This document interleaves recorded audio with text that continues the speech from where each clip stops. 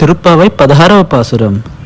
நாயகனாய் நின்ற நந்த கோபனுடைய கோயில் காப்பானே, கொடித்தோன்றும் தோரண வாயில் காப்பானே, மணிக்கதவம் தாழ்த்திரவாய் ஆயர் செய்யும் மூக்கு, அரைப்பறை மாயன் மணிவண்ணன் நென்னலேவாய் நேர்ந்தான், தூயோமாய் வந்தோம் துயிலழப்பாடுவான், வாயால் முன்னம் மாற்றாதே அம்மா, நீ நேய நிலை கதவம் நீ కేలోరెంబావాయ్.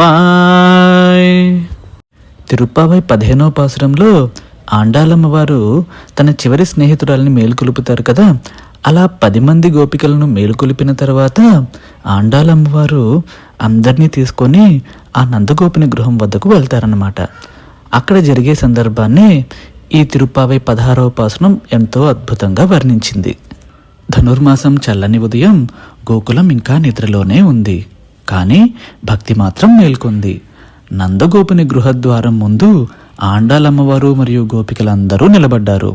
ఇది సాధారణ తలుపు కాదు, ఇది భగవంతుని కృపకు దారి చూపే ద్వారం అంటూ ఉన్నారన్నమాట. అదే కాకుండా గోపికలందరూ ఈ విధంగా అంటూ ఉన్నారు, ఓ గోకుల నాయకుడా, ఈ మనులతో మెరిసే ద్వారం తెరవండి. ఎందుకంటే లోపల ఉన్నవాడెవరో తెలుసా? మణివర్ణుడు, మాట తప్పని దేవుడు, అసురులను సంహరించిన వీరుడు అయినప్పటికీ భక్తుల పట్ల మృదువైన హృదయం కలవాడైన కృష్ణుడు ఉన్నారు అంటూ ఆ కృష్ణుని మరోసారి అద్భుతంగా వర్ణించారన్నమాట.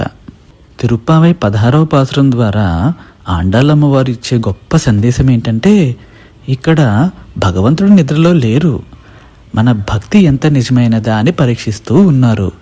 ముందు మన మనసు ద్వారాలు తెరవాలి, అప్పుడే ఆ శ్రీకృష్ణ పరమాత్మ ఎప్పుడూ మన మదిలో నివసిస్తారు అన్న గొప్ప సందేశం ఇచ్చారన్నమాట. ఆండాళ్ తిరువడిగలే శరణం.